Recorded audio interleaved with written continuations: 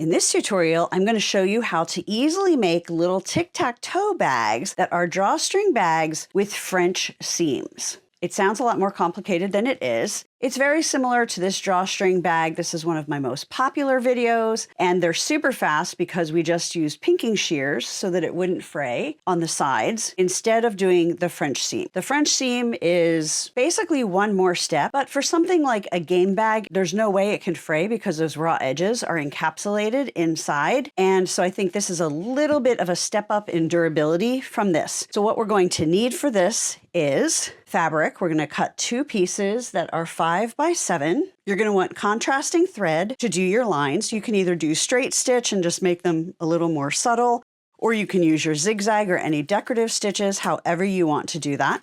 Since I've already made 2 white ones, I'm going to try red and we'll make the grid in white just for something different. Then you need 5 playing pieces in 2 different colors for the game. Now, this is going to be the perfect gift for all kinds of occasions. A cute little Valentine, great stocking stuffer. It could be a little Halloween gift. It could be a birthday party favor. It could be a Hanukkah game, a Hanukkah gift, 4th of July. You could use them for Easter. They would be a lot of fun with candy in them. You know, you see these games like, oh, play tic-tac-toe with M&Ms. But if kids are anything like me, they're going to run out of pieces pretty quickly because they're going to end up in their stomach. So I would recommend doing buttons or something else in addition to candy if you're going to be putting them in an Easter basket or making it a Valentine gift, etc. Then we're going to need the basics: rotary cutter, self-healing mat, ruler. You're going to need some thread. We're going to need 2 pieces, 15 to 20 inches long. I always say a little bit longer is better so you can tie them. We're going to need a safety pin to run that through, and sewing machine and iron. So I think we are ready to get started. So I just took a scrap of red that I had, and I'm going to cut 2 pieces that are 5 inches by 7 inches. Because this is a solid, it doesn't matter what direction I cut it. Now we have our 2 pieces. This is the front and the back of the bag. The back is just going to be plain, so we're going to move that aside. Now we need to line this up and mark where we're going to sew the tic-tac-toe grid. So line it up with the lines on your cutting mat. We're going to go 1 1/4 inches up. So I use my ruler, and it is 5 inches across. So we're going to go 2 inches over from each side. And we're going to make a little mark with pencil or a heat erasable pen on the 4-inch and the 3-inch if you have it lined up on the 1 and the 6, because our grid is going to be 1 inch. So we want to make sure that is right there. Then we're going to measure 2 1/4 up from the bottom. And we're going to line these sides up on the 6 and the 1 inch again. And this is going to be our horizontal line. So we're going to draw from the 5 to the 2 inch. So that will give us our 3 columns 1 inch wide each. Then we're going to go 1 inch up from that line. And we're going to draw that again. We're going to start at the 2 1/4. We're going to go 3 1/4, 4 1/4, 5 1/4.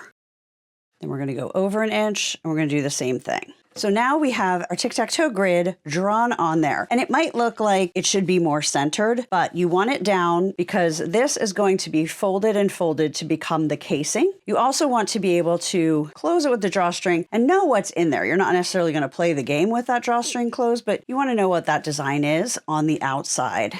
So now we're going to go to the sewing machine and we're going to sew those lines. I'm just going to use a white thread and sew on these 4 lines. And I'm going to pull my bobbin thread up for each one. It takes, a couple more seconds, but it makes it so you're not going to have a big old bird's nest on the inside of your bag, because you will see the stitching on the inside of this bag. So I hold these 2 threads tightly while it makes a knot, or while you go forward and back a few stitches, and then just sew to the end. Now, when I did the zigzag version, I did find that my fabric didn't stay quite as flat when I was sewing it because it was going back and forth and puckering a little bit. So I would recommend either starching your fabric before you do that so you have a little bit of a firmer surface, or maybe adding a stabilizer or a lightweight interfacing to the back. For doing straight stitches, you can sew right on your fabric as is. The next thing we're going to do is we are going to mark the top part of the fabric that we're going to use for the drawstring so that we don't sew all the way up. So we're going to mark down 2 inches, just put a little mark that'll be in that seam allowance on either side. Now, because we are doing a French seam, we are going to have wrong sides together the first time we sew around this. It feels weird because whenever you make a bag, you're used to sewing right sides together, but this is how we're going to do it. Clip or pin it in place so that the fabric doesn't shift. Now we are going to sew from this point down here, across and up, starting and stopping at these 2-inch marks, 1/8 of an inch from the edge. I changed my thread to match my fabric. It doesn't really matter for doing the French seam, but I want it to just match when we do the drawstring, so I usually just change it after I have sewn my grid. Now you'll notice I am sewing with the edge of the fabric halfway on this foot. So this is a 1/4 inch foot. So if my fabric goes right along the edge, it's a 1/4 inch. So I want it to be about half of that. So we're sewing quite close to the edge. Now I stopped and I'm going to pick up my foot and I'm going to turn at a 45-degree angle and I'm going to take 1 stitch. I'm going to take 2, lift it and turn. Having that angle at the corner is going to make the corner turn and have a slightly better point than if we just went straight and pivoted. And you either do 1 or 2 depending on where you stop. Next step, I'm going to trim those corners. I'm going to cut it at that angle and then just a little bit on either side. It's usually better if you only do 1 angled stitch and not 2, but I hadn't stopped quite far enough down, so we're just going to see what happens. Now we're going to turn it the opposite way. Basically, we're going to turn it inside out. This is the key to making a French seam. You have the raw edges on the right side with the right side showing. Then you turn it inside out. I'm going to use this cute little flamingo turning tool. Just very gently push those corners, and that gives us a much better corner than normal because I did that angled stitch. Now you're going to want to make sure you take a minute and make sure this seam is on the very edge, because if it isn't pushed out really well and pressed, this next step isn't going to work well, because what we're going to do is we're going to sew a 1/4 inch from this edge. And because our last stitching was 1/8 of an inch, all of those raw edges should be on the opposite side of the stitching. And that is what makes it a French seam, because it encapsulates the raw edges. And as I was working on this, I was wondering, like, why is this called a French seam? Is it really French? And they believe that it was French tailors and seamstresses that started using this technique a lot in clothing in the 1600s. So it's just always been called a French seam. You don't have to worry about pressing anything above where we sewed. Just make sure you get this pressed really nicely. You can use a tailor's clapper if you want. Now, before we go back to the sewing machine, we want to make sure that where we started and stopped is even, because you don't want one side up here and one side down here. You're going to have a angled drawstring. You want everything to be folding down evenly. So I'm going to fold that down. So I have this lined up, and then I'm just going to check and make sure this folds evenly, and it does. It's about 1/8 of an inch above this solid line.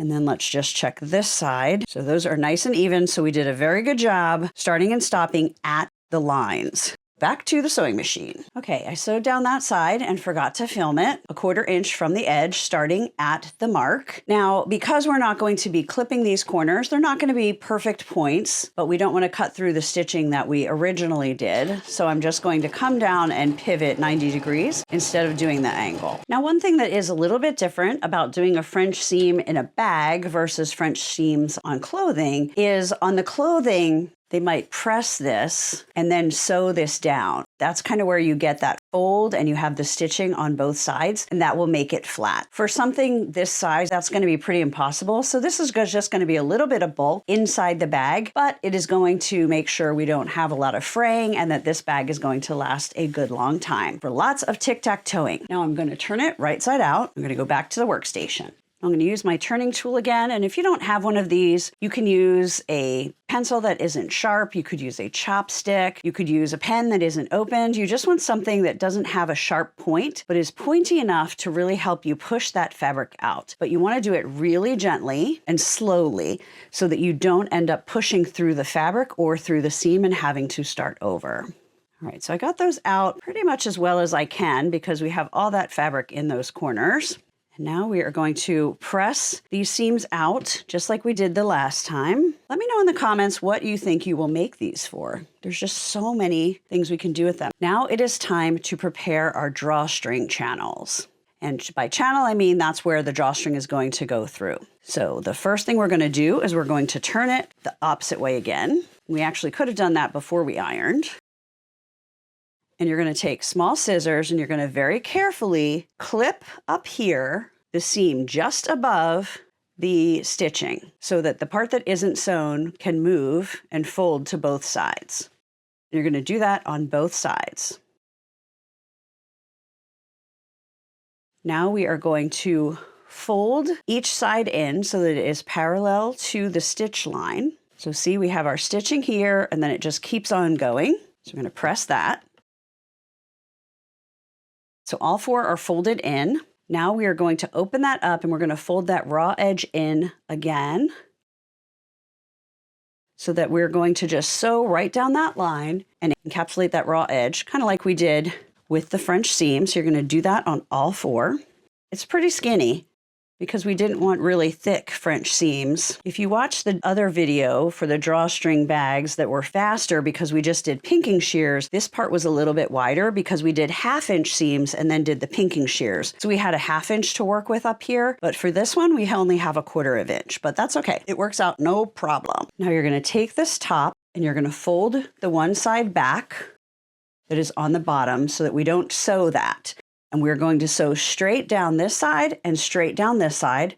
Then we will turn it over and sew the other 4 sides as well. What this is going to do is going to keep those raw edges encapsulated so they are not going to bother us. And it is going to make it easier to get the pin and the drawstring through without messing up the fabric as the bag is opened and closed. You can of course use this method to make any kind of drawstring bag, just a plain drawstring bag, a game drawstring bag like we're doing with this Tic Tac Toe, and any side. Now we still have the bag inside out to finish making the channel. So what I'm going to do is first I'm going to fold this down so that the raw edge is slightly below where we sewed. I'm going to finger press, well, I guess I can just press that, it's easier. I'm going to use my favorite little piece of wood, my tailor's clapper. The shorter ones are called a quilter's clapper. It's basically the same thing, just a different length. That helps press that and also cool that fabric off.